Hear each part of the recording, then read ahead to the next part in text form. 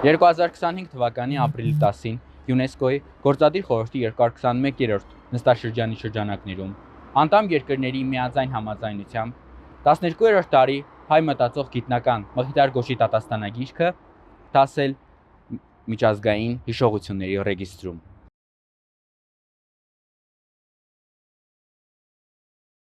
Բարև ձեզ, ես Սարո Զարգարյանն եմ, Գյումրու թիվ 1 ավագ դպրոցի աշակերտ։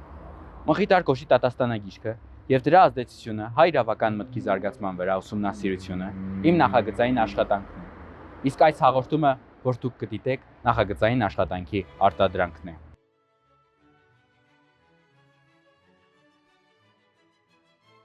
Մխիթար Գոշը հայ մտածող գիտնական, օրենսդիր, առակագիր, հոգևորական, մանկավարժ եւ հասարակական գործիչ է։ Գոշը հայ գրականության մեջ հայտնի է իր առակներով, իսկ նրա ստեղծագործական մտքի գագաթնակետը դատաստանագիրքն է։ Սահմանադրաիրավական այս երգը գրվել է ամենայն հայոց կաթողիկոս Գրիգոր տղայի պատվերով, բայց Մխիթար Գոշի առաջարկությամբ եւ նախաձեռնությամբ։ Դատաստանագիրքը քաղաքացիական եւ եկեղեցական օրենքների ժողովածու է, օրենսգիրք, որն իր ընդգրկումով ու մանրամասներով ամենախոշորն ու ամենաարժեքավորն է հայ միջնադարում եւ իրավականորեն կարգավորել է Հայաստանի ներքին կյանքը, նպաստել ժողովրդի սոցիալական վիճակի բարելավմանը, ինչպես նաեւ ազգի համախմբմանը, ազգային անկախ ու կենտրոնացված պետության ստեղծմանը։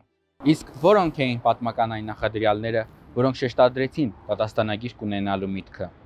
Հայկական միջնադարում, երբ մենք կորցրել ենք պետականությունը, կարևոր է ունենալ օրենքների այնպիսի ժողովածու, որը կկարգավորեր տվյալ ժամանակաշրջանի հարաբերությունները, սոցիալական տարբեր խավերի միջև, հաշվի առնելով դրանց առանձնահատկությունները, եւ այդ գործում ամենամեծ ավանդն ունեցավ Մխիթար Գոշը, գրելով իր դատաստանագիրքը, կամ ինչպես այն կոչված էր միջնադարում, գիրք դատաստանի օրենքների ժողովածում։ Դատաստանագիրքը գրվեց դաշան եւ բարդ ժամանակաշրջանում։ Դրա ստեղծումը, ինչպես ասացինք, ուներ բազմաթիվ պատճառներ եւ նախադրյալներ։ Կարծիքով պայմանների մասին խոսելիս պետք է երկու խմբի բաժանել, առաջինը ներպետական եւ միջազգային պայմաններ, մասնավորապես ներպետական պայմանները երկրի քաղաքական իրավիճակներ, խնդիրներ տրված իրավակարգ ստեղծելու, ապահովելու, դրանով պայմանավորված Մխիթար Գոշը ձեռնամուխ եղավ դատաստանագիրքը ստեղծելու, իսկ միջազգայինը, քանի որ Մխիթար Գոշը լայն աշխարհայացք ունեցող անձնավորություններ, վերցվել է նաեւ այլ պետությունների փորձառությունը, դրանով պայմանավորված կազմվել է դատաստանագիրքը։ Դատաստանագիրքը ստեղծվել է բարդագույն պայմաններում, պատմական, որովհետև այդ ժամանակաշրջանում, ինչպես գիտեք, մենք պետականություն որպես այդպեսին չունեինք եւ որպես խնդիր նաեւ Գոշի առջեւ դրված էր ստեղծելու մի օրենսգիր դատաստանագիր, ինչպես էր որ այն կոչվում օրենքի աղբյուր, որը նաեւ կնպաստեր նոր պետականության ստեղծմանը անկախության ձեռքբերմանը, կբարձրացներ նաև իրավագիտակցությունը ժողովրդի մեջ եւ Գոշը հենց ինքն է դատաստանագրքի աննախադրությունում զետեղել իր գրելու 12 պատճառները։ Առաջի պատճառը Գոշը համարում են այն, որ մուսուլմանները եւ այլ տավանանքի մարդիկ համարում էին, որ հայերը չունեն գրավոր օրենքներ։ Երկրորդ պատճառը, որի մասին խոսում է Գոշը, չարությունն է։ Նա չարությունը ընդունում է որպես բազմաթիվ հանցագործությունների հիմք։ Բացի այդ, նա որպես ուսուցչապետ իր ստեղծագործություններում միշտ ատելության փոխարեն կոչ է անում սիրո։ Երրորդ պատճառը Գոշը համարում է ծուլությունը, երբ մարդիկ ծուլանում են վարժվել օրենքներին եւ հասարակության պահանջներին եւ չեն գիտակցում դրանց կարեւորությունը իրենց իսկ համար։ Չորրորդ պատճառը կրթության պակասն է, որի ժամանակի ընթացքում դարձել է կարևոր հիմնախնդիր, ինչը հանգեցրել է հմտության եւ փորձառության պակասության։ Ինչպես նաեւ Գոշը անդրադառնում է նրան, որ փոխվել էին պահանջմունքները եւ դեպքերը, եւ այլևս հնարավոր չէր միայն մարգարեական եւ ավետարանական օրենքներով առաջնորդվել։ Ասենք, որ ըստ մեզ Մխիթար Գոշի դատաստանագիրքը իր առակների կոդեքսավորված տարբերակն է։ Այն գաղափարները, որոնք խրատների տեսքով տեղ էին գտել առակներում, հիմնավորվեցին դատաստանագրքում որպես օրենքներ։ առակները իհարկե վերցված են մարդկանց հարաբերություններից, մարդկանց մեր կյանքից եւ այլաբանությունների կերպով Գոշը առակներում ցույց է տալիս մարդկանց թերությունները, բացասական եւ դրական կողմերը եւ ինչու ոչ նաեւ այս բացասական կողմերի, բացասական երևույթների լուծումները հնարավոր է հետագայում իրավունքի մեջ տեսնել, իսկ ինչպես կարող ենք կյանքի տարբեր հարաբերություններում դրսևորվող բացասական երևույթները հաղթահարել կամ ոնը ծայրահեղել դրանք պատժել արդեն իրավունքի աղբյուրի միջոցով։ Դատաստանագիրքը ավատատիրական ֆեոդալական ժամանակաշրջանի իրավունքի ժողովածու է, եւ Մխիթար Գոշը, լինելով ֆեոդալական համակարգի գաղափարախոս, այդ տնտեսակարգի հիմքը համարել է ֆեոդալական սեփականությունը, եւ բնական է, որ հանդես է եկել նրա պաշտպանությամբ։ Նա հողի եւ ունեցվածքի ֆեոդալական սեփականության ռացիոնալ օգտագործումը համարել է այդ տնտեսակարգի ամրապնդման եւ զարգացման հիմք, եւ այդ տեսանկյունից էլ քննարկել է ֆեոդալական տնտեսությունների կազմակերպման եւ զարգացման հետ կապված սոցիալ-տնտեսական հարաբերությունները։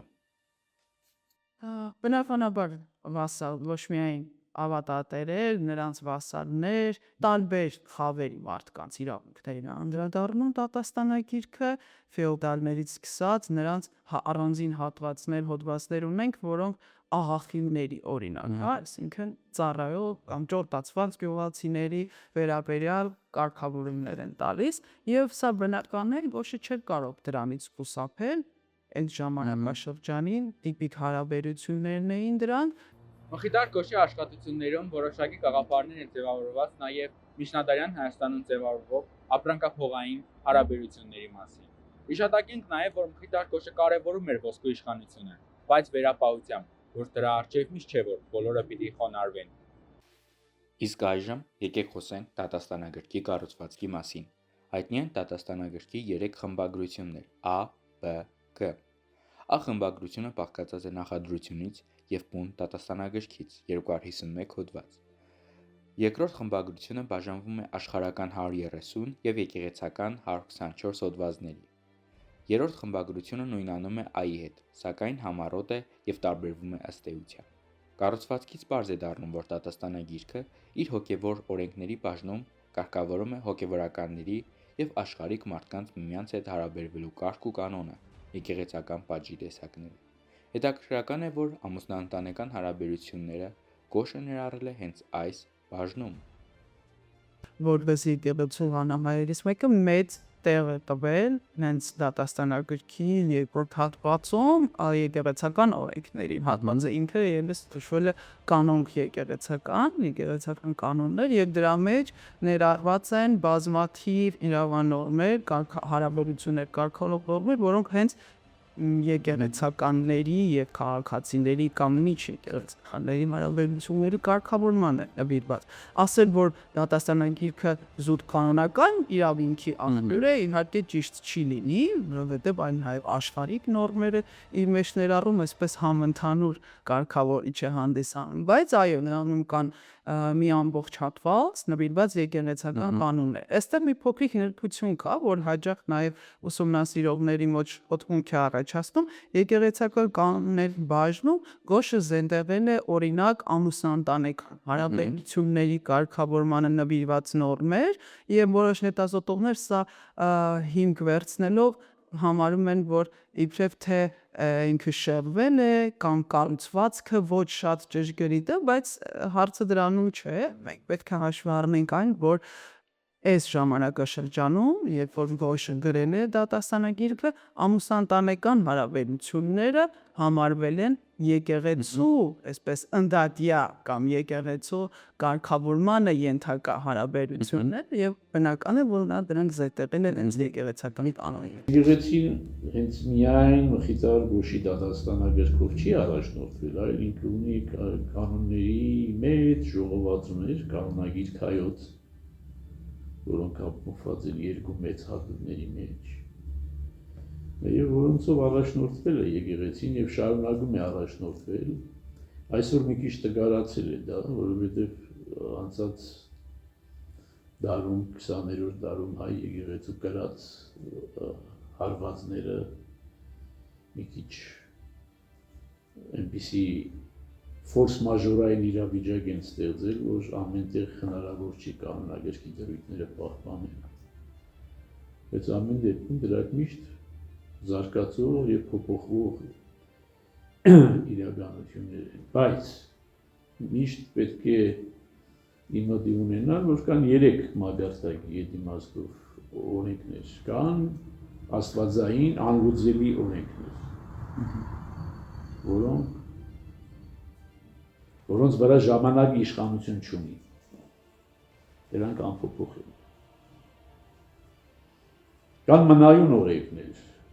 որոնք այո մարդկային մի սերնդի, 2 սերնդի, 10 սերնդի եւ ավելի կարող են լինել մնայուն, բայց էլի կարող են երկրից է փոփոխության։ Այսինքն մարդկային կյանքի համար էլի հավիտենական են, բայց ընդհանուր մարդկային պատմության մեջ հավիտենական չեն։ Եվ կան շատ ժամանակավոր, որոնք նույնիսկ մի սերնդի ընթացքում կարող են փոփոխության ենթարկվել։ Հիշատակ ենք, որ դեռևս 8-րդ դարում մենք ունեցել ենք հոգևոր օրենքների ժողովածու կանոնագիր քայոցը, որը կարգավորել եւ կարգավորում է եկեղեցականների փոխհարաբերությունները։ Այն լայն կիրառություն ունի հայ առաքելական եկեղեցու մասին։ Նշենք նաեւ, որ այն կազմավորվել է դեռևս 8-րդ դարում Հովհաննես 3 օզնեցու կողմից։ Դատաստանագրքում Կոշը խոսում է դատարանների մասին, առանձնացնում էր եկեղեցական եւ պետական դատարաններ։ Կոշը հայկական դատական համակարգի պատմության մեջ առաջինն էր, ով դատարան ներմուծեց ատենակալների ինստիտուտը։ Այն ևս մեկ քայլ էր դատական համակարգում անաչառության եւ արտարության մակարդակի բարձրացման համար։ Ըստ Գիրք դատաստանի դատական համակարգը հետևյալն էր. պետական դատարաններ, ֆեոդալական, կորպորատիվ, հոգևոր եկեղեցական դատարաններ եւ արտակարգ դատարաններ։ Ահա այսպիսին էր 12-րդ դարում դատական համակարգը ըստ Մխիթար Կոշի։ Դատաստանագրքում տեսնում ենք բարդ եւ համակարգված դատական համակարգ, որը ժամանակի ընթացքում կրել է բազմաթիվ փոփոխություններ։ Այստեղ մի հետաքրքիր նաև մեջբերում ունի, խոսք ունի, ասում է, որ պետական դատարանների մասին խոսելիս ասում են հետագայում միգուցե սերունդները ընթերցելիս դատաստանագիրքը ծիծաղեն ինձ վրա, ասելով, որ ինչ պետական դատարանի մասին է խոսքը, եթե պետականություն չի եղել այս ժամանակաշրջանում, բայց ինքը գնում է այս նորմերը պետական դատարանների վերաբերյալ այն հույսով, այն լավատեսությամբ, որ շուտով պետականությունը կվերականգնվի եւ այդ նորմերը պետք կգան։ Այսինքն մենք այստեղ տեսնում ենք նաեւ նրա այսպես երկարաժամկետ հեռանկարի համար դատաստանագիրքը գրելու նպատակն է։ Իսկ այժմ մենք ունենք պետականություն եւ ունենք պետական դատարաններ։ Եկեք խոսենք Հայաստանի Հանրապետության դատական համակարգի մասին։ Հայաստանի Հանրապետությունում գործում են Վճռաբեկ դատարանը, Վերաքննիչ դատարանները, Առաջին ատյանի ընդհանուր իրավասության դատարանները, ինչպես նաև մասնագիտացված դատարանները։ Կա նաև Բարձրագույն դատական խորհուրդ եւ Հայաստանի Հանրապետության Սահմանադրական դատարան։ Ինչպես տեսանք, 12-րդ դարի դատական համակարգը էապես տարբերվում էր այժմյա դատական համակարգից։ Այն պայմանավորված էր պետական, քաղաքական եւ պատմական որոշակի իրողություններով։ Այն ժամանակային պետական դատարաններ, թագավորից մինչև գավառական, բայց կային նաև հոգևորական դատարաններ, օրինակ կաթողիկոսականից մինչև քահանայական, որոնք զբաղվում էին ոչ միայն հոգևորական, այլ նաև քաղաքացիական հարցերով։ Այդ ժամանակ հասարակությունը խիստ դասակարգված էր եւ դատական համակարգը հաճախ արտահայտում էր այդ սոցիալական շերտավորումը եւ տարբեր դասեր ենթարկվում էին տարբեր դատարանների։ Այսօր Հայաստանի Հանրապետությունը իրավական պետություն է, որտեղ դատական համակարգը կառուցված է սահմանադրության հիման վրա եւ բոլոր քաղաքացիներն օրենքի առջեւ հավասար են։ Դատարաններն այսօր մասնագիտացված են վարչական, քաղաքացիական, քրեական եւ այլն։ Ժամանակակից դատական համակարգը նպատակ ունի ապահովելու արտարադատություն, մարդու իրավունքների պաշտպանություն եւ իշխանությունների տարանջատում, մինչդեռ միջնադարյան համակարգը ծառայում էր հասարակական կարգի պահպանմանը տվյալ ժամանակի արժեքների շրջանակում։ Նշենք, որ ոչ միայն դատական համակարգն է փոփոխության ենթարկվել, այլ նաև պատիժների տեսակները։ Պատիժը դատաստանագրքում ընկալվում էր երկու իմաստով՝ կրոնական եւ իրավական։ Կրոնականի դեպքում մարդ խախտում է աստվածադիր օրինակությունները, իսկ իրավականի դեպքում մարդադիր օրինակությունները։ Ընդունելով, որ մեղքը իրավական իմաստով միաժամանակ մեղք է կրոնական իմաստով, Մխիթար Կոշը համապատասխանաբար նախատեսում էր երկու բնույթի պատիժ՝ հոգևոր եկեղեցական եւ մարմնական։ Առաջինը նշանակում էին միայն եկեղեցական երկրորդը աշխարհիկ դատարանները։ Դատաստանագրքով սահմանված էին հետևյալ պատիժները. հոգևոր եկեղեցական պատիժներն էին բանադրանքը, ապաշխարությունն իր տեսակներով, աստիճանազրկումը, մարմնական նյութական պատիժներն էին մահապատիժը, մարմնական պատիժները, ազատություն զրկող կամ սահմանափակող, գույքային դրամական պատիժները։ Մահապատիժը բնականաբար նաև միջնադարում ընդունված արդեն կիրառվող որպես պատժատեսակ չէր կարող չներառվել դատաստանագրքում, կան իհարկե տարբեր անցակազմեր, որոնց համար էլի մահապատիժ է սահմանում գոշը, բայց եթե համեմատենք իր ժամանակաշրջանի այլ իրավունքի աղբյուրների հետ, նույնիսկ հետագայում գրված օրինակ Սմբատվոլ դստապի դատաստանագրքի հետ, մենք կտեսնենք, որ շատ թվով քիչ են այդ սանկցիաները, մահապատժի դեպքերը, որովհետև գոշը ձգտում է ավելի շատ ուղղմանը, պատիժը ծանրացնել մարդու ուղղման համար, այլ ոչ թե զուտ որպես պատժատեսակ, այլ շատ դեպքերում ինքը խոսում է նրա մասին, որ եկեղեցին, եկեղեցական կանոններով նաև պետք է բուժի մարդու հոգին, իսկ պետությունը պետք է զբաղվի մարդու մարմնի բուժմամբ, եւ ինքը առավելություն է տալիս օրինակ շատ հանցակազմերի դեպքում ապաշխարությանը։ Գտնելով, որ պատժի ներգործությունը չի որոշվում խստությամբ, Մխիթար Գոշը ընդունում է հանցանքի ու պատժի համամասնության իր ժամանակի համար առաջադիմական սկզբունքը։ Պատիժն ընդ մնասուն համեմատ լիցի։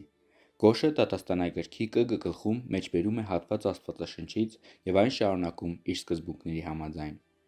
Ակն ընդ ական, ատամն ընդ ատաման, ձեռն ձեռին, ոտն ոտին, խարանն ընդ խարանի, վեր ընդ վիրի, հարված ընդ հարվածի։ Իմ կարծիքով Մխիթար Գոշը լայն աշխարհայացք ունեցող անձնավորություններ եւ նրա աշխարհայացքը պայմանավորված է նաեւ այդ ժամանակահատվածում արկա հասարակության մեջ արկա մի շարք սկզբունքներով։ Մասնավորապես, եթե ուսումնասիրում ենք Մխիթար Գոշի դատաստանագիրքը, տրված էր այն սկզբունքը, որ եթե անձը իր հանցանքով վնաս է պատճառել այդ անձին, ապա հատուցումը պետք է լինի նմանաչափ։ Այսինքն, եթե անձը սպանել է մեկ ուրիշին, նա պետք է պատասխանատվության ենթարկվի իր կյանքով, այսինքն պետք է զրկվի կյանքից։ Սակայն, ինչպես գիտենք, ներկայիս կարգավորումներով սպանություն կատարող անձը չի դատապարտվում մահապատժի, քանի որ մեր ներպետական օրենսդրությունը չի նախատեսել մահապատիժը որպես պատժի տեսակ, այլ այս պարագայում անձը դատապարտվում է ազատազրկման։ Իսկ Մխիթար Գոշը սահմանել էր սկզբունք, համաձայն որի եթե անձը սպանություն է կատարում, սպանություն կատարող անձը պետք է կյանքից զրկվի եւ այդ այսպես ասած դատավճռի կատարումը ոչ թե պետության վրա է տրված, այլ սպանություն կատարողի հարազատների։ Նաեւ նույն սկզբունքը, որ ավելի բարձ լինի, մեկ օրինակ եւս բերեմ, նույն Մխիթար Գոշի դատաստանագրքում նշված է հետեւյալ դրույթը, որ եթե երկու անձ միմյանց հետ վիճաբանում են, մեկը ջարդում է մյուսի ձեռքը, այս պարագայում ձեռքը ջարդողի պատիժը եւս համաչափ պետք է լինի, այսինքն այսպես ասած հանցագործությունից տուժած անձը եւս պետք է ջարդի նրա ձեռքը։ Այսինքն ըստ էության սկզբունքները պայմանավորված էին հասարակարգում արկա ոչ նորմատիվ կարգավորումներով, որը Մխիթար Գոշը արդեն նորմատիվ տեստ տվեց եւ նշեց իր դատաստանագրքում, ինչը իր ժամանակահատվածի իր ապրած ժամանակահատվածի համար բավականին առաջադեմ էր համարվում։ Պարզ է դառնում, որ Գոշը իր դատաստանագրքում որպես հիմնարար սկզբունք տալիս է հավասար փոխհատուցման մեխանիզմը։ Ցանկանում ենք հիշատակել նաեւ Գոշի կարևորագույն գաղափարներից մեկը՝ ժողովրդի հավատարմությունն ու հնազանդությունը իր թագավորի իշխանությանը։ Սակայն պայմանով, որ իշխանավորների պահանջներն էլ պիտի լինեին արտարացի եւ տրամաբանված։ Մեջբերելով այս հատվածը, եթե որևէ մեկը անիրավաբար թշնամանա թագավորի կամ իշխանների հետ պատուհաս կրի, եթե ժառանգավորներից է լուծարվի, իսկ եթե ժողովրդական է, դատաստանի որոշում հանվի։ Մեջբերելով այս հատվածը, կարևոր ենք համարում շեշտադրել անիրավաբար բառը, այսինքն Գոշը ոչ թե կույր հնազանդությանն էր մղում, այլ առողջ հարաբերությունների եւ համագործակցության կոչում,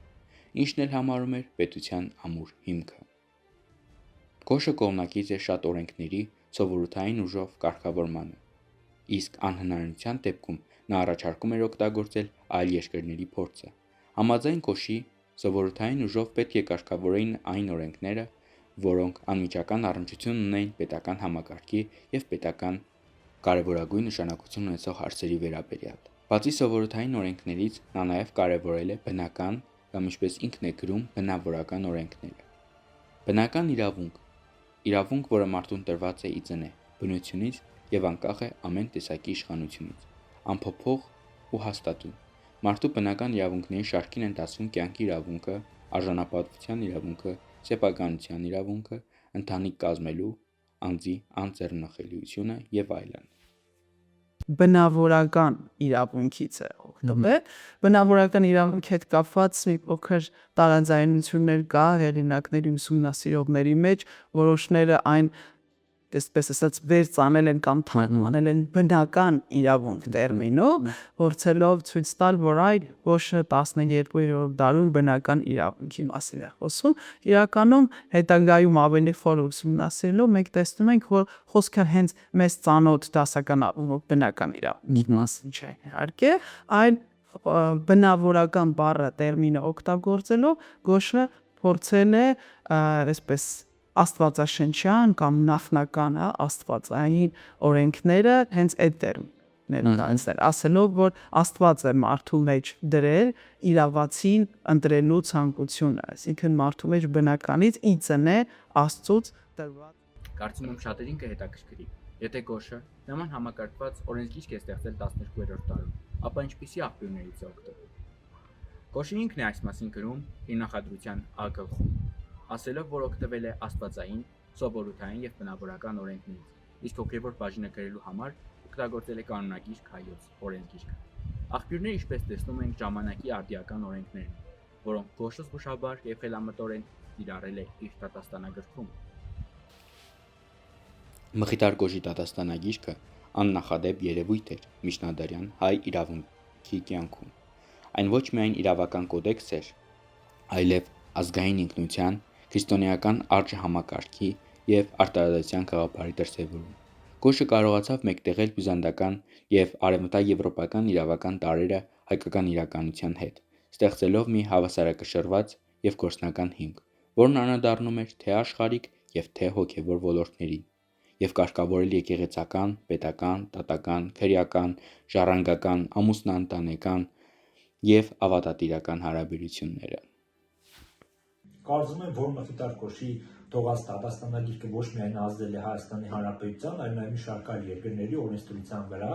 Նշվածի առավելությունն է հանդիսանում այն, որ Մխիթար Գոշի դատաստանագրքում արկա մի շարք սկզբունքները մինչև հիմա էլ կիրառելի են։ Ասածը չպետք է հասկանալ բառի բուն իմաստով, բառացի, մասնավորապես կարող է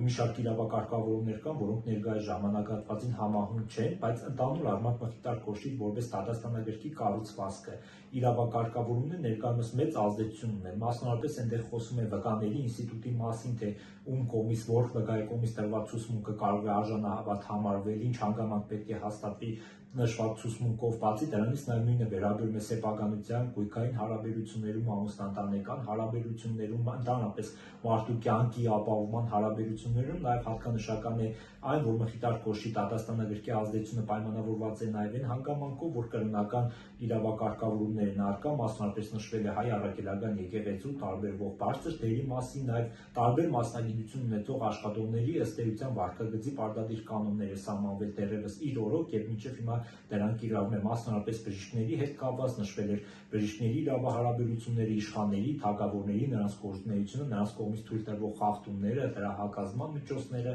մի խոսքով ընդհանրացնելով կարծում եմ, որ Մխիթար Գոշի դատաստանագիրքը իր ժամանակահատվածի համար բավականին առաջադեմ է եղել, դրանով պայմանավորված մինչև այժմ չի կորցրել իր արդիականությունը։ Դատաստանագիրքը բազմիցս ընդօրինակվել է, մեկնաբանվել եւ կիրառվել հայկական տարբեր համայնքներում, Արցախից մինչև Կիլիկիա, Լեհաստանից մինչև Սուդան։ Այն նաև հիմք է եղել Սմբաց Պարապետի եւ մյուս իրավաբանների հետագա աշխատությունների համար։ Նպաստել է իրավունքի ազգային դպրոցի ձևավորմանը եւ հայոց օրենքների հանդեպ հավատարմության խորացմանը։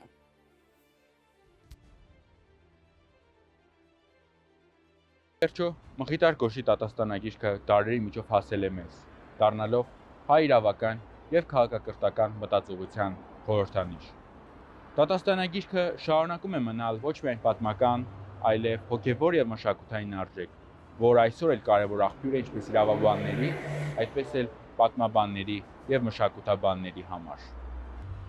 Կարծում եմ, մեր այս ուսումնասիրությունը կարևոր ներդրում կլինի Գոշի այս աշխատության ուսումնասիրության մեջ։